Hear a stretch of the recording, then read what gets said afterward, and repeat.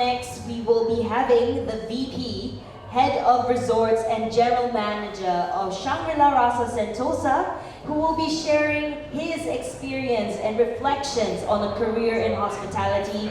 He is an outstanding leader in hospitality and luxury hotelier industry, and definitely has the extensive skill sets required for hotel management, leadership, and strategic planning. So ladies and gentlemen, show me how warm the day is with your warm welcome. Please give a round of applause to Mr. Gavin Weightman. Thank you. I'm not a fan of actually standing on the stage, and I do like to move around a little bit while I talk. So just make sure you keep your eyes tracked on me. But it's great to have you all here this afternoon. I'm not sure if you're here to listen to me or you're here for the air conditioning, because it's quite warm outside, but thank you for joining us. I've already run some out of the door, so plenty of seats on this side as well. I'm going to spend some time this afternoon to talk to you about a career in hospitality. Hospitality is a vocational calling. It's a career that can be enriching and really just full of so many surprises. I'm going to take you through my career today to just give you an insight into what my journey's been like, some of the challenges I've come across, and some of the experiences that I've had in the life that I've lived. Hospitality is so much more, I promise you, than what you think it is at the start of this presentation. Some of the opportunities, some of the experiences that I've shared, that I will share, I never would have thought was possible or would have even been required of me in a journey of hospitality. So there's many roles in hospitality when you're starting out. There's so many entry points that you can have.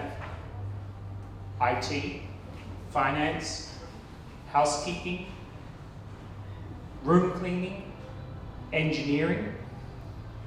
There really is just so many places that you can start to build a career. So as we move through the room, I always like to play a game when I do my welcome speech to new starters. I'll pick on a couple of you to try to guess where my career started in hospitality. So, where do you think I might have started working? Finance? Okay. How about you, sir? Restaurants. In the restaurants, yeah. Food and beverage is a big area in hospitality. How about you, miss? Oh, even my staff don't guess this one right. But my first job was as a houseman. I used to clean bedrooms. Yeah? Maybe surprising. Everyone starts somewhere. Yeah? Everyone has a first job. My first job was a houseman. I cleaned rooms. I counted dirty sheets. Sometimes when the linen chute got stuck, I'll have to jump into the linen chute on the 11th floor, jump on the dirty sheets and get out on the 9th floor. Yeah? So far from where I am today and where I've come through. So I'm going to show you my career journey. So I started here at the Grace Hotel Sydney. It would have been middle of 1997. Well, so long ago now. Yeah? It was a brand new hotel fit out, and they were doing mass recruitment. That's where they're hiring 200, 300, 400 people in one day. I turned up very green-eyed. Yeah, my first time ever to go for a job interview for a full-time adult job. And I had a chef interview me, because you just join a queue and you do a mass interview. And there's a very old movie starring Michael J. Fox. Some of you might know him from Back to the Future movies, if you're old enough. Yeah?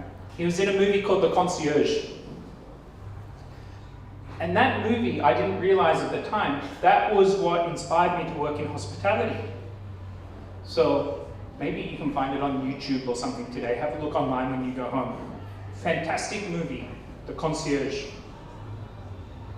So I sat down for my interview with the chef and I said, I want to work in food and beverage. And he said to me, how about room servicing? So I thought, okay, room servicing, delivering food to the guest room, I can do this. Did my first interview, did my second interview with HR, did a third interview, turn up for the first day on the job. I found out room servicing was cleaning rooms, not delivering food. So quite an interesting start to my career. But I learned a lot. In that time, I went and became a coordinator, a supervisor. I started to gain an appreciation for working with people from different nationalities. And I eventually transferred to front office. I was the person who would answer the phone. Thank you for calling the Grace Hotel. How can I help you? A lot of frontline entry-level positions. But these are grassroots positions. These are the positions that give you foundations for what customer service is. This is a 4-star hotel in Sydney. It's a business hotel. There was one hotel that I dreamed of joining. Back in those days, it was called the A&A Hotel Sydney. I applied 3 times to be a receptionist at this hotel before I even got asked for an interview. It used to be very challenging to get a job in hospitality. Yeah? Now, we really do accept everybody. Yeah? We hire for attitude and train for skills in our industry. It's a big part of it. But I got a job here as a receptionist. And this hotel most probably has had the biggest impact on me personally and also professionally. During my time at this hotel, I started moving out of entry-level positions and more into supervisory and managerial type roles. So you can see here I became a senior receptionist on the front desk. I started working overnight shifts. So I was in charge of the hotel when there was no one else around. And then I became a reservations manager. More importantly, my time at this hotel, I met my wife. Yeah? In our industry, there's not many other people that we socialize with. Who else has days off in the middle of the week on a Tuesday or Wednesday? So typically we do socialize a lot together. So in this time, would have been about 1998 to 2003.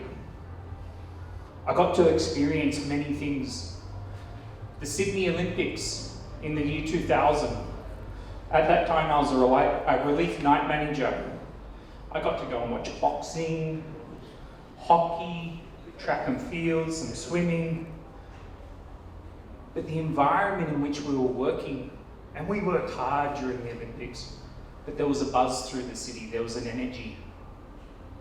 And I think this is something that hospitality always has around it. There's always an energy.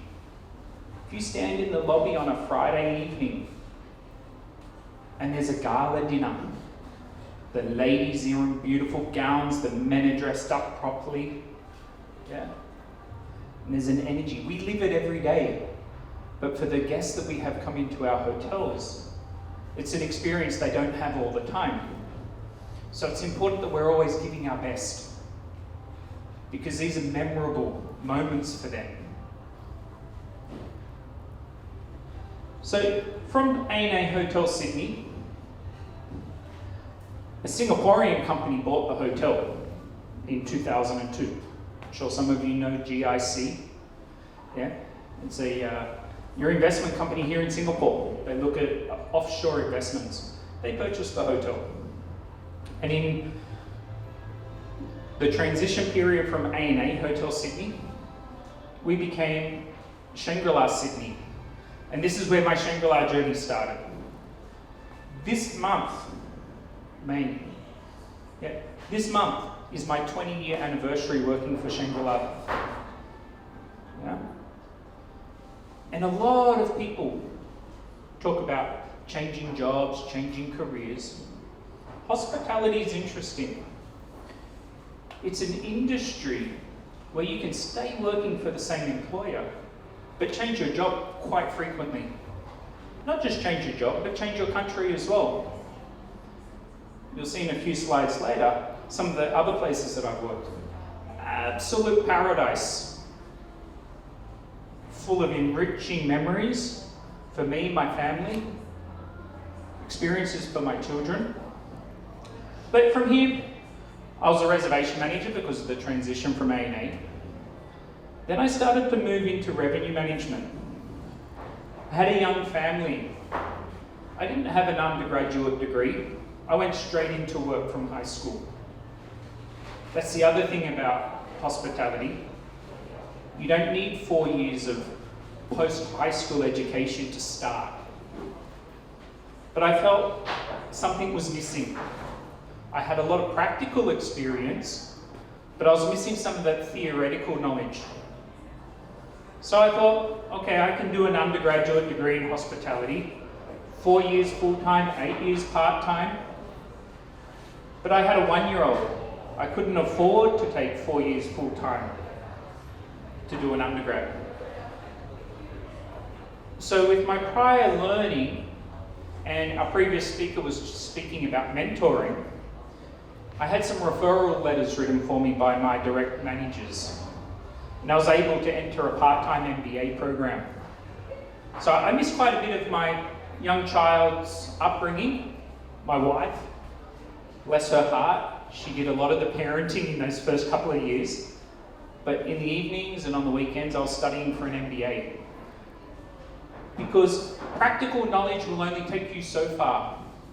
You need some of that base, you need that theory, if you want to continue to grow. Some people choose not to. They just like doing that human interaction, and they find it very rewarding to stay in their roles where they keep that high level of guest service. But for me, I wanted something more. So I studied my MBA, and about 6 months after I finished it, I got my first opportunity to move overseas. I moved to Fiji. Fiji's a little dot in the Pacific Ocean. It's about 3-4 hours east of Sydney.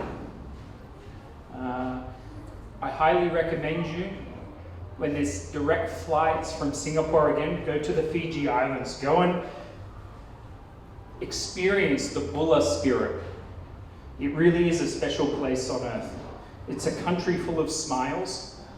They work when they want to work. They don't work when they choose not to work. I've hired people here, serenaders that play guitars, and after 2 days they said, I prefer, boss, to sit under the coconut tree and just play the guitar in the village. So then they didn't come back to work again. But this is where my adventures began, my overseas adventures began. I started to immerse myself in very rich cultures, and it's been like that ever since. I moved over here. I took a step backwards to go here.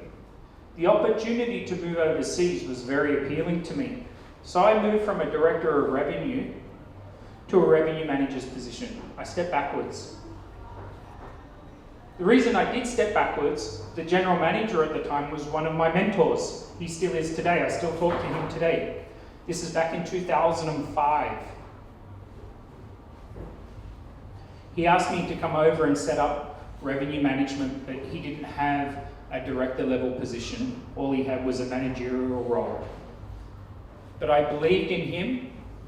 I trusted that he was going to look after me. So I took the step back and moved my entire family overseas.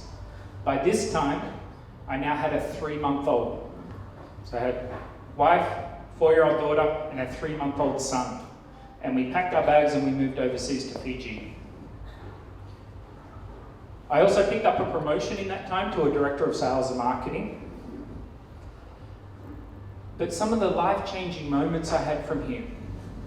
At the very start, I mentioned to you that there was experiences that I've had that I would never have thought possible working in hospitality. I became a fireman one night here. 4 a.m. in the morning, I can still remember it very clearly. I got a call from the resident manager of the hotel. He said, quick, quick, the village is on fire. 4 a.m. in the morning, running across a golf course, 60-foot flames in the air. It's a remote island. The resort was very full. There would have been close to 1,000 people in the resort. And the management team that lived on the island, there would have been about 20 of us. And it's not until you're in a situation where you stop thinking and start acting. You're able to do that because of the training that's provided beforehand. The on-the-job training that we receive in hospitality is so important. We train for many things. CPR, first aid, firefighting. And a lot of that came to the fore, I think it was a Thursday morning. It really is surreal to see 60-foot flames in the middle of the night.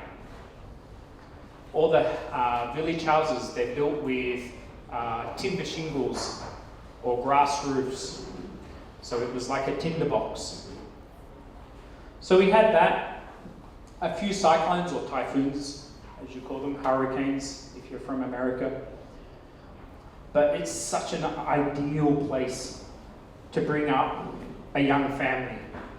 I think an older family, a little bit harder. But for a young family, wow. We lived, where was my house? We would have lived about here.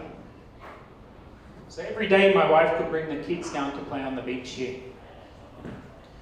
So it was a nice time, but after 3.5 years it was time to move. It was a little bit too remote. The kids were growing older, schooling became important. And so I asked my boss at the time, another lady who had a big impact on my career in sales and marketing. I said, boss, I need to move. It's too remote. I need to go somewhere else. She offered me 2 jobs. One of them was even more remote. I had the opportunity to go to the Maldives. I said, no, that's even scarier than here in Fiji. It's even smaller. So I went home to Australia, far north Queensland. Again, you have direct flights from Singapore here. Beautiful place, gateway to the Great Barrier Reef. Yeah? The oldest rainforest in the world. Amazing destination. When I finish my career in hospitality and I say it's time to go home, I'm going to live here. Why? I don't like winter. I've lived in summer for too long now. I don't like the cold. This is a nice tropical place. In my time here, I only did one role. I was here for about 2 years. I did the role of Director of Sales and Marketing. In that time, we had a Category 5 cyclone on Chinese New Year Eve in 2010, it must have been. It was aimed directly at the hotel. We had to evacuate everybody into the ballroom because that was the cyclone shelter. And about an hour and a half, 2 hours before the cyclone was due to cross land, it started moving south. There's a small island called Mission Beach that has a resort on it, destroyed. We were so lucky that it diverted south for us. But when you work in some of these tropical locations, natural storms have huge impacts. So I worked here for 2 years. It was nice to be home in Australia, but I still had that yearning. I still wanted to travel. I still wanted to see the world. So I spoke to my general manager at the time. I shared this with him. And Shangri-La has this amazing ability to grow the talent from within. A lot of hotel companies do the same, but it's about nurturing, guiding, building toolkits for individuals to achieve their own career goals. So I spoke to my boss and said, I want more. I want to move into general management. So back in 2011, at the time, Shangri-La had a training program. And I got sent overseas. I left my family in Cairns, and I was told I was going to live in Shanghai for 6 months. And I was going to shadow, and I was going to follow and watch and observe how a hotel manager behaves, what they do, how they go about their role. So during this time, I thought, okay, 6 months, my family, again, very giving, said, okay, we'll stay in Australia, you go and do this. I was here for about 6 weeks, and I got called into the VP's office. I later learned that that VP has a big heart. But when you're a junior staffer and you're looking up and you see a VP, they can be quite intimidating and scary. Yeah? He was a tough man. High expectations. If you messed up, he let you know about it. Very scary. He called me into the office after about being here for 6 weeks, and I spoke to my mentor at the hotel. Said, do you know what this is about? He said, don't worry, it's okay. Just go and listen to what he has to say. So he called me in and he said, we're going to cut your training program short. Training programs are fantastic, but the greater needs always outweigh. And he said, we've had to do a couple of changes, and an opportunity's come up for you to move to a place called SEAA.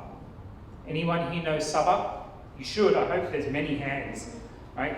2 hours flight, scoot, $300, return. Go for a holiday. 1 Singapore dollar, 3 Malaysia ringgit. Yeah, it's in Borneo, East Malaysia. So I had to have a look and see, where is SEAA? Where is this resort they want to send me? So instead of being in China for 6 months and potentially having to live through a winter, I got sent here, an endless summer. Yeah, this would have been September 2011. So I came down here as a stand-in resident manager, still finishing off my training program. Upon completion of the training program, I was confirmed, my family came over, and we lived here for about 3.5, almost 4 years. Fantastic place. Fantastic place. Very different to West Malaysia. Here, the Sabahans, they're islanders. Yeah. Very culturally diverse, culturally rich. Yeah. Anyone ever had tapai wine? Yeah. It's like a rice wine, very dangerous. If you go to Sabah, be careful, don't drink too much of it. So I was here for about 3.5, 4 years. My bedroom was over here on the 2nd floor. I lived here overlooking a little mini golf course. This is a sunrise, which is amazing, but they have the best sunsets in the world. And I lived in the resort. My kids loved it. Yeah. In Australia, we don't really have a culture of having helpers at home. So they thought this was heaven. No more making beds, no more tidying their rooms, because the housekeepers helped us.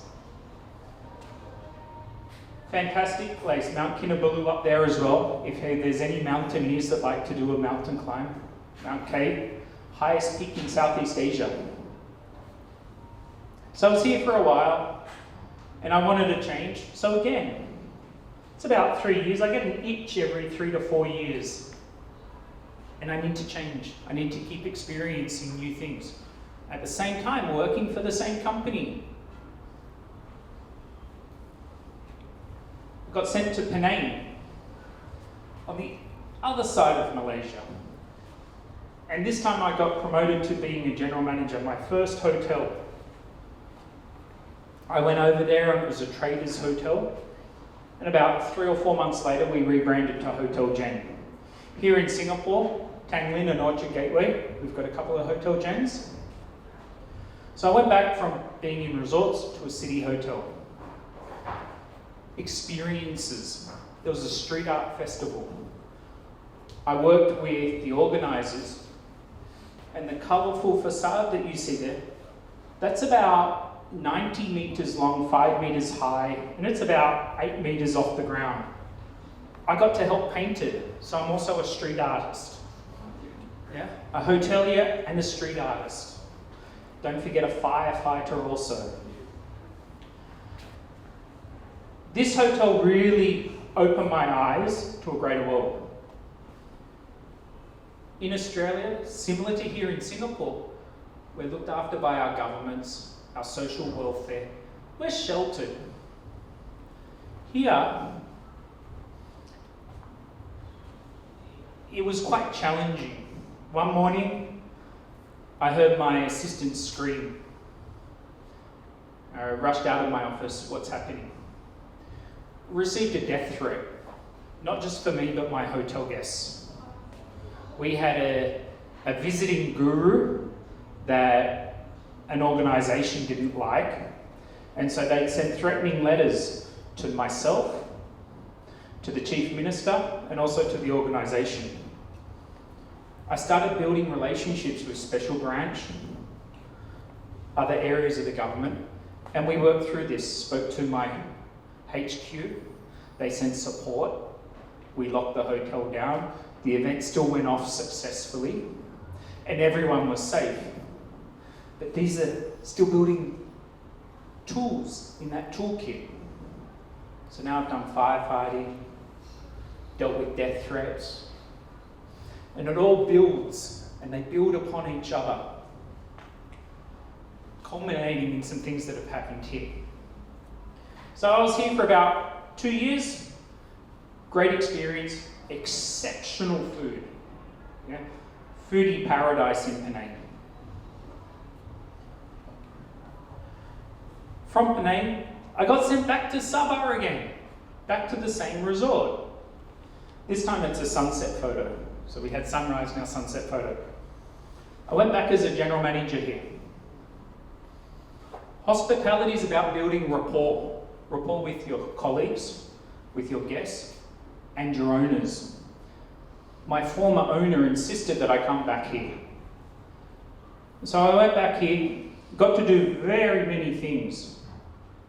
In my time here, conducted a search and rescue. We had guests out, we operate a marina. We had guests out on a boat one day. They'd gone so far offshore, the curvature of the earth meant their radios didn't work anymore. These are things I didn't know at the time, but I learned later. As soon as you're about 20 kilometers offshore, the curvature of the earth, because CB radios work on line of sight, it stopped working. So I conducted a search and rescue successfully. I had a great time here again. Actually, I was just back here last week. Took some of my clients here from Singapore, and we went and had a trip because I wanted them to experience the hospitality up there in Sabah. And they were blown away. So go for a holiday, go to Sabah, visit Malaysia. But from here, this was 2016 to 2019. I've worked in a lot of resorts by this time. And I said to my VP, I want to try a city hotel. I said, I've worked in resorts, I want to put my jacket and tie on again. I want to stand in a lobby with the chandeliers and the marble floors. Yeah? He said, no, that's not for you. We're going to send you to Singapore. So in May 2019, I got sent here to Singapore. Got sent back to another resort. Singapore's only beach resort. I think a lot of Singaporeans forgot about Sentosa for a long time. Until 2020, and COVID hit. And everyone was locked in Singapore. You couldn't go anywhere. Wow, I think we became the hottest hotel in the country, especially during SHN. And all the flights that came into the country, you had no choice. You had to go and do 2 weeks quarantine. in a hotel before you were allowed back into the city. Our balconies became so popular because they were 1 meter apart, social distancing. Tick. You could stand on the balcony and talk to your neighbour. It wasn't 4 walls and windows that didn't open like most of the city hotels. Singaporeans rediscovered Rasa Sentosa because of COVID. But we did some fun things until we were asked to stop. We did concerts in the garden, so you could stand out on your balcony and look down and watch the concert. We did a fire dancing show. Yeah? But then as the rules change, we have to adapt. The rules change. No more concerts. Okay, so there can't be. No more fire dancing. How do we adapt? So we made a Facebook page, closed group, only people in the hotel. And we were doing DJ sets on a Friday night. We were doing cocktail making classes, bed folding. We would send a couple of items up, but then challenge our guests to find things in their room to do dress up movie nights and then share images. That year, we won a Singapore Tourism Award for best experience in a hotel, all because of the things that we did to engage our customers. So remember those other incidents, the fire, the death threats. That all led into my toolbox of experiences and things that I could draw upon. By this time, I've already worked in sales and marketing, resident manager. I've been trained in what we call crisis media training, how to speak to the media. And I had to draw upon that. It was the 25th of January, I think it was.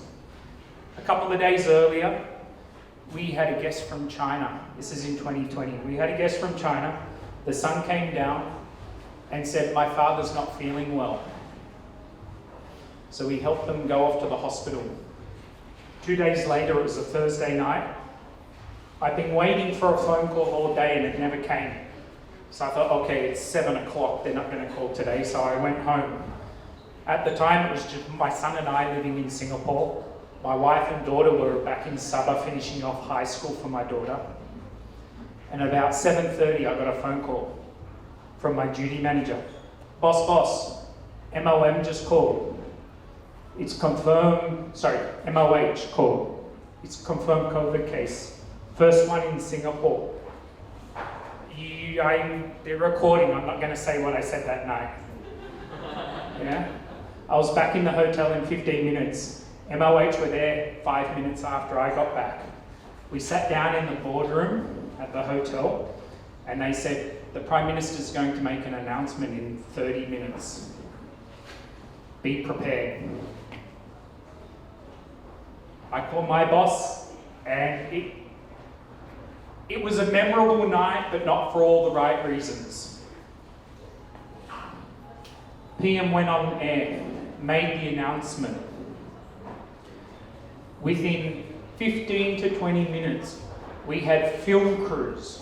We had irate guests demanding, is my room next to the infected person?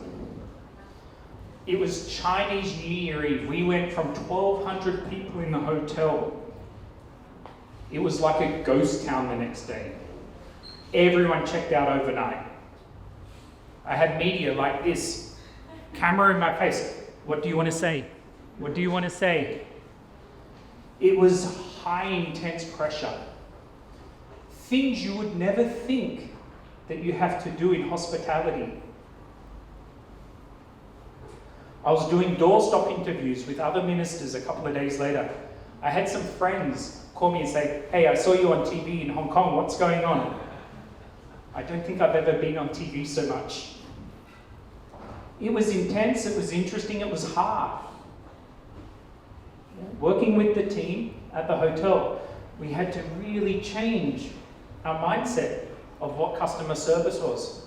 how do we still deliver Shangri-La hospitality? Because we're famous for that. We're Asia's hospitality brand. We're not like the European brands or the American brands. We serve our hospitality from here. Yeah. After 20 years, I also think very much this way. Yeah, our hospitality comes from here. This is why we were engaging our guests the way we did during SHN. So it's been an interesting time here in Singapore. But before all COVID happened, the thing that really attracted to me, apart from some of my team who are here today, getting to work with some fantastic people, and it's a stunning, beautiful resort, was there was a project that we were doing. And you're all going to get invited there. We're due to open in a couple of months, maybe late June into July. But it's a new development down at Palawan Beach. And for here, I had the opportunity of not just being a hotelier. Who's been to Hydrodash? Anyone here been to Hydrodash? Excellent. The rest of you, you're in trouble. Only one person. Anyone else been to Hydrodash? Did you like it? He's nodding his head. He's playing opposite game. It's hard work, isn't it? Hydrodash is an attraction that we operate, but it's part of a greater development. It's called the Palawan at Sentosa. I'm a hotelier. Remember, I like jackets and ties. I like standing in marble foyers with crystal chandeliers overhead. But here, it's a rather significant beach development. Down here on the left-hand side, your right, is a new beach club called Plus 12. We're looking to take the beach club scene to another level here in Singapore. In addition to the main swimming pool, 12 private cabanas, each with their own personal plunge pools. So it's going to be an elevated beach club experience. In addition to this, Singapore's first family-focused beach club, Splash Tribe. Think of Rasa Sentosa, water slides, swimming pools, great F&B. We're building that for families down here at Palawan Beach. But the one that's most exciting, that's got me really excited, because a hotelier has no right building something like this. We're building an indoor go-kart centre. 3-level, air-conditioned, electric go-karts down on Palawan Beach. We're just in the final approval processes at the moment. Should be ready by late July, early August. Just in time for F1. Hopefully maybe I can get a driver to come and support us. Yeah? But this is quite a unique opportunity for a hotelier to take some of what they've learned, service, hospitality, and apply it to another industry. Standalone food and beverage, attractions. So it really is quite a unique, very different experience I never would have thought I was going to have. So that is wow, I can't talk for too long, right? That's been my career journey. Everyone's career journey is very different, but that's been mine. I hope what I've been able to share today gives you a taste of just how varied a career in hospitality can be if you choose it to be that way. Okay? So I'm going to finish off there because I've got told time out. And I'm happy to take some questions for a few minutes. All right, well, let's first of all give a round of applause to Mr. Weightman. So that's really been interesting. Even I didn't want to give you the timeout. But unfortunately, we are on schedule, so we only have time for one question. Also depends how quickly you answer that. So, does anyone have any questions at all? I think you are pretty thorough, no? I've got a question. Okay. Does anyone want a job? Anyone here looking for a job? Yeah, so I think the experience really in hospitality is very different. What we're hearing right now is definitely different from what was shared yesterday. I think there's some of you who were here yesterday where some of the industry leaders were like, yeah, first few years of your career, job hopping, that's the way to go. And then today you're like, but in hospitality, there's a different way, you know, you're nurturing people from within. And I think that's actually what a lot of people in any industry that they may be in really craves for, no? Like, if there's a direction and there's a stepping stone to go further in the same company, then why not? Absolutely. Yeah, Absolutely. so I guess my real question, the only question that you seem to be getting today is, out of all the beautiful places that you've been to and lived in, I think you know what the question is, which has been your favorite Shangri-La experience or country or city experience that you've been in? Okay, it's being filmed now, so I have to be careful. I think, it's tough. It really is tough. There's every property has had such wonderful memories, and they've really.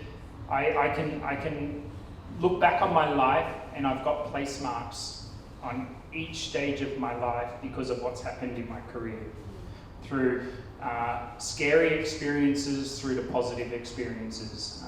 There really is, it's just so rich because of the diverse nature of our work. He did answer the question, but we'll take that. I think what he meant to say is Singapore. Singapore. Yes. Well, thank you so much once again, Thank you. Mr. Gavin Weightman, for joining us today. If you do have any other questions, feel free to approach him. I don't think he's going to run away too soon. And thank you to everyone that has been with us this afternoon.